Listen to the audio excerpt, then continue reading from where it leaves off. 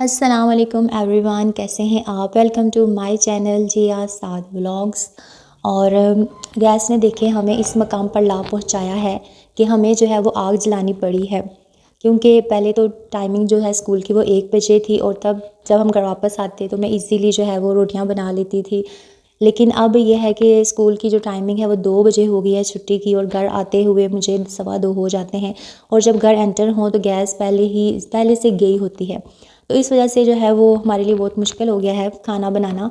तो खैर हम तो नान वगैरह ही ले आते हैं, लेकिन साथ यानी अब रोज़ हम पकोड़े या बाज़ार की सब्ज़ी वगैरह जो है वो मतलब नहीं खा सकते, क्योंकि यहाँ पे ना हमारा ये गांव एरिया है, तो यहाँ पे होटल वगैरह नहीं है।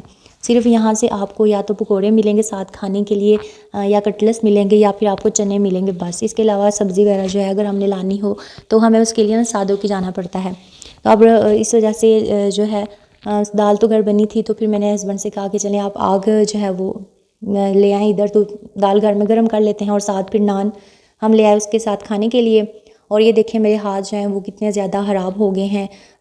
एक जो मेरा राइट हैंड है वो ज़्यादा ख़राब हुआ है, जो लेफ़्ट हैंड है बस थोड़ा सा उसने स्वेल किया, लेकिन अल्हम्दुलिल्लाह वो ठीक है। लेकिन ज़्यादातर काम तो हम राइट हैंड से ही करते हैं।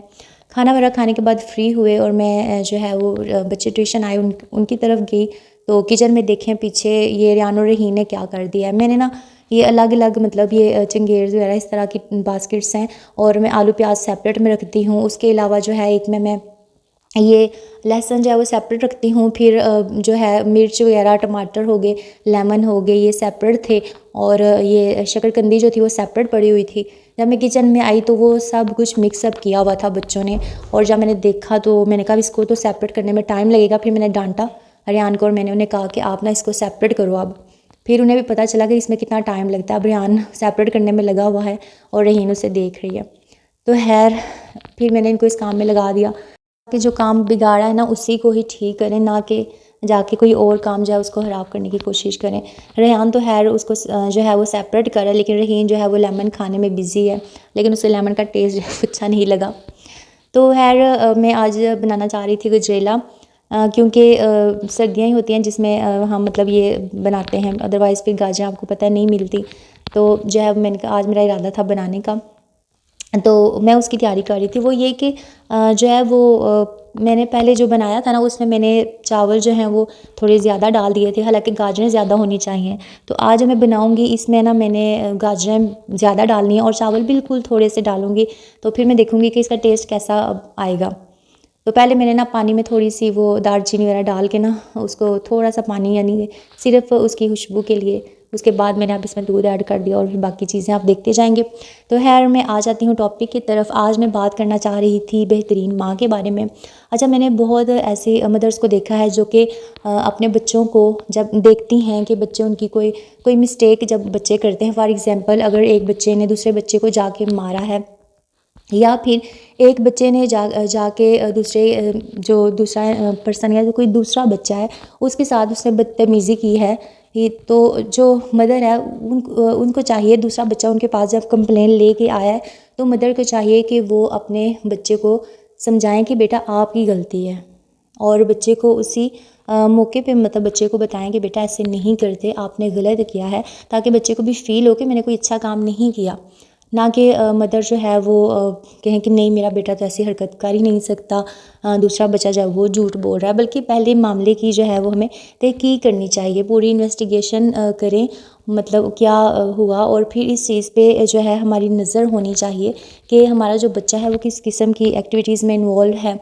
और ताकि जो है शुरू से ही हम अगर बच्चे की आदत बनाएंगे, हम उसे जो है पहचान इस चीज़ की करवाएंगे कि क्या सही है क्या गलत है, तो आई थिंक ये जो है बच्चे के लिए बहुत अच्छा है और उसकी तरबियत के लिए बहुत ज़रूरी है। दूसरा ये कि बाज़ मदर्स होती हैं वो अपने बच्चों की बहुत ज़्यादा लाड उठाती हैं, बचपन से उन्होंने अपने बच्चों को बहुत लाड में रखा होता है, अपने हाथों से नवाले बना बना के बच्चों को खिलाना और जो है उनके नहरे उठाना, यानी उनको सारे काम उनके खुद ही करना, उनको मतलब सब कुछ जो है, लेकिन करना उसको इतना लाड करना इतना प्यार करना कि ज़िंदगी के फिर ऐसे कुछ स्टेजेस आती हैं कि बच्चे जो होते हैं ना जब गलत साइड पे होते हैं तो मदर उनको फेवर कर रही होती हैं, क्योंकि उनके बच्चे उनसे ये एक्सपेक्ट ही नहीं करते कि हमारी मदर हमारे खिलाफ़ हो सकती है। माँ ने उनको लाड में इतना बिगाड़ा होता है।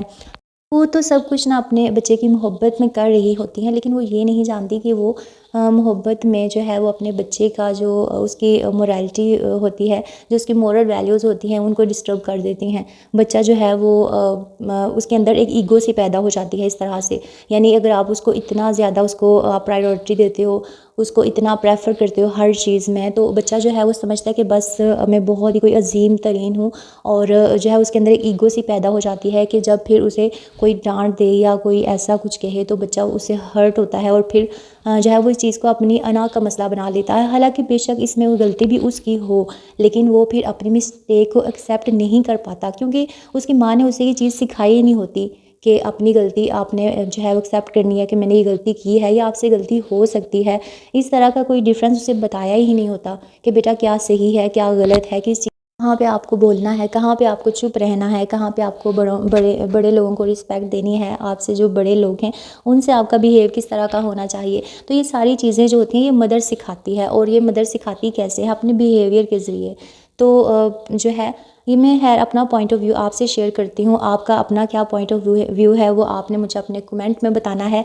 मैं जो भी बात यहाँ करती हूँ, मैं ये नहीं कहती कि मैं बिल्कुल ठीक हूँ, लेकिन मैं वो बात करती हूँ जो मुझे ठीक लगती है। बाकी आपको क्या ठीक लगता है वो आपका अपना पॉइंट ऑफ व्यू है, जो आप मुझे कमेंट में बता सकते हैं।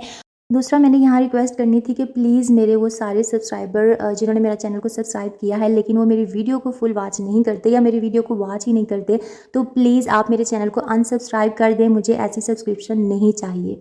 अल्लाह हाफिज़।